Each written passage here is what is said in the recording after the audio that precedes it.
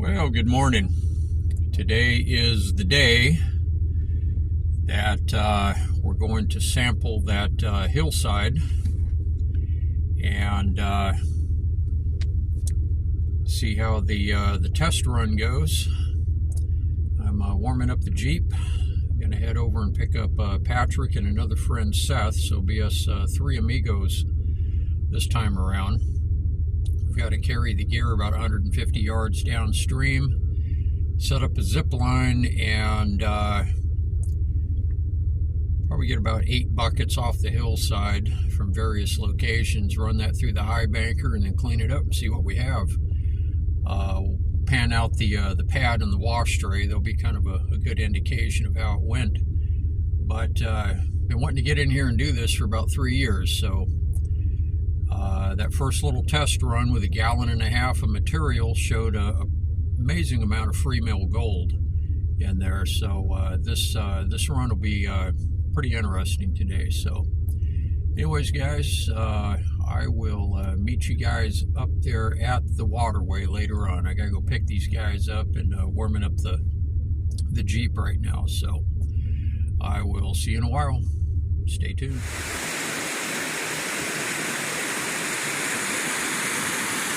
All right, here we are. Quite a trek getting back in here. And here comes Seth with some tools. We've got the zip line set up. Patrick went back to get the paracord. We're going to hook paracord to both ends of this trolley so we can pull this back and forth, the buckets.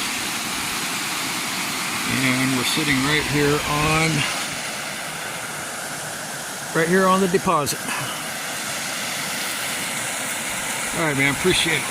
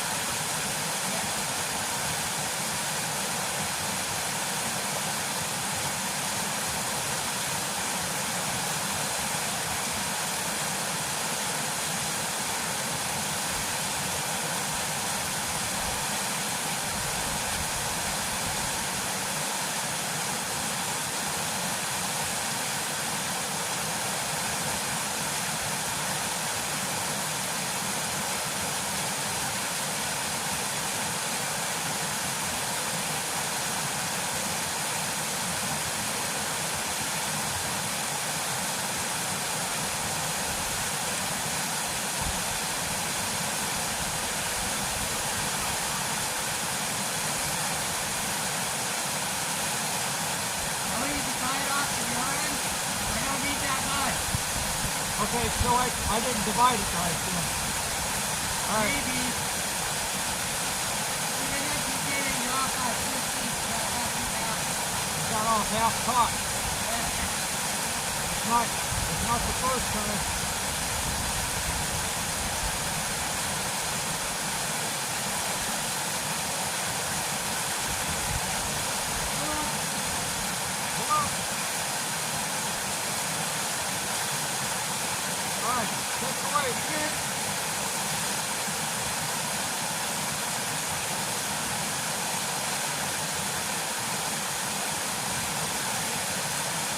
Thank you.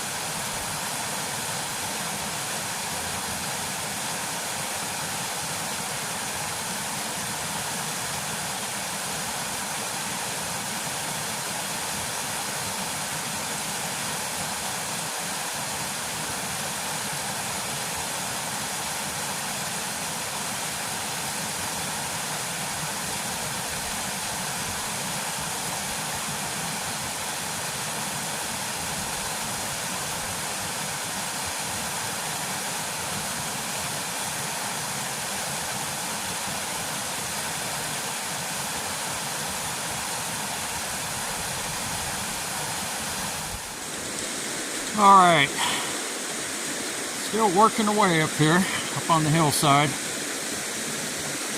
Give you a bird's eye view of this big fracture zone here.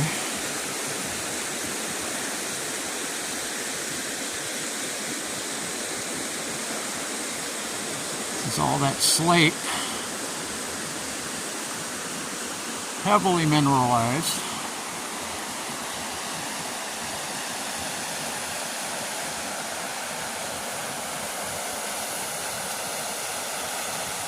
This is only a very small portion of it. It extends downstream at least another 150 yards. And I'm digging a sample hole here. I took one more over on the other side. And that is right at the base. Here's the hole. It's right at the base of this slate outcropping here. You can see how red and rusty it is, highly mineralized. Now here's some of the pieces I'm digging out of the hole.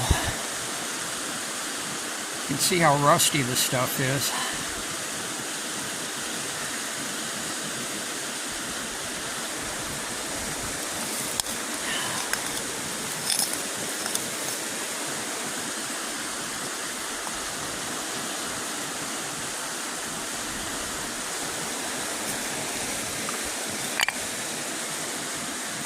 Good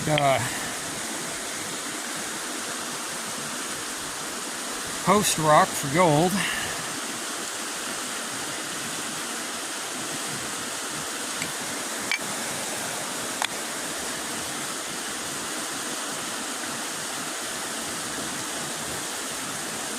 The pan, when we clean the pad out later, will tell us everything we need to know. And here is bird's eye view of everything.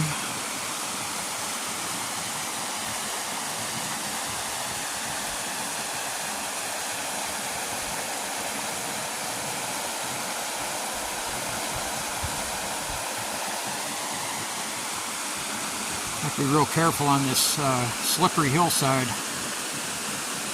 About 50 foot above the waterway, one slip and that would not be good.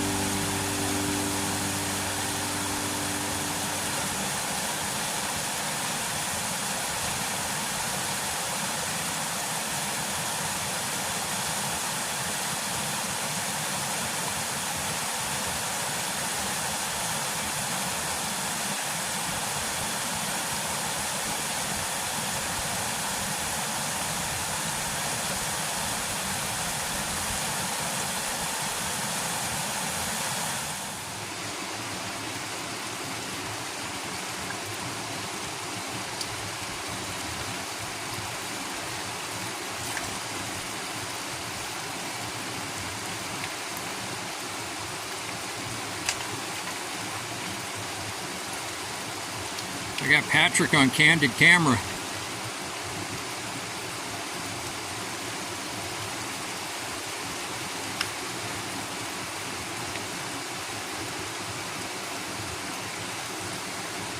Yeah, that soil's pretty red. It's got a lot of high iron content. That's all that slate that's eroded.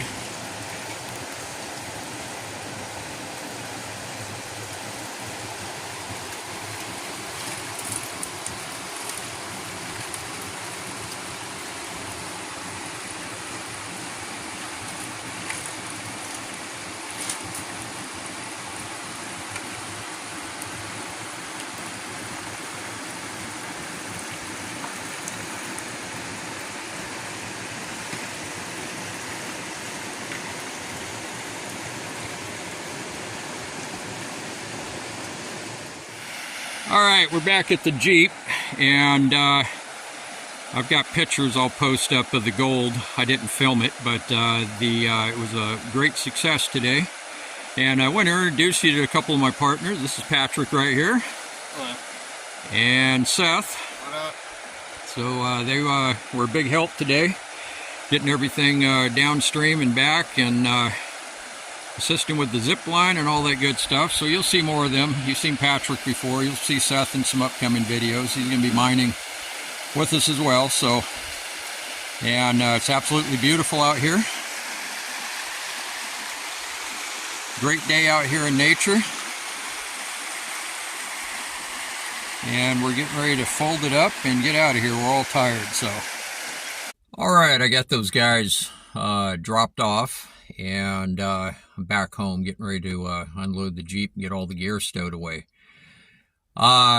Anyways, I'm going to go ahead and put up pictures. I cleaned the pad in the wash tray out into the gold pan. And I'm going to go ahead and put a picture up. That is what was recovered just off the pad. Pretty impressive. That's all free mill gold eroding out of the that very mineralized slate. Most free mill gold is microscopic. Some very large mines, there's one in Nevada that they all operate very profitably on microscopic free mill gold. This gold in this deposit is, as you can see, it's not microscopic. Generally, in mining terms, if you're finding free mill gold that's as big as this, easily seen with the naked eye, you're usually onto something pretty significant. This whole thing went pretty much exactly the way I had anticipated that it would. Very impressed with the day. I still have a bucket of concentrates now. The sluice box, the gold that you see there, as I said, is just off the pad in the wash tray, which is a pretty impressive amount. We only ran probably the equivalent of about, it was less than 4 or 5 gallon buckets of material. The sluice box, the bottom box and everything was cleaned out. It's in a 5 gallon bucket sitting here behind me in the Jeep right now. So I'm going to clean that up,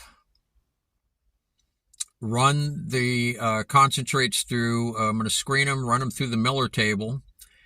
It's very possible that there is almost twice as much gold in the concentrates. So the gold that you see there in the pan, and then you can say nearly double that. So it all depends on how much gold made it in. I'd say the pad probably caught about 50% of the gold that was ran through there. The rest went down to the bottom box. It was caught in the riffles and the miner's moss. So I'm going to clean that up. The gold in the pan I sucked up into a brand new snuffer bottle. That way there's no cross mixing of any gold. And when I run the concentrates through the Miller table, I'll suck those up into the same snuffer bottle, and then I'll go and dump it out into a pan, and we can have a look at how much gold was recovered in its entirety. So with that said, I hope all of you enjoyed this episode as much as we did making it today. Please like, subscribe, and share, and I will see all of you very soon on the next one. Everybody take care. Bye-bye.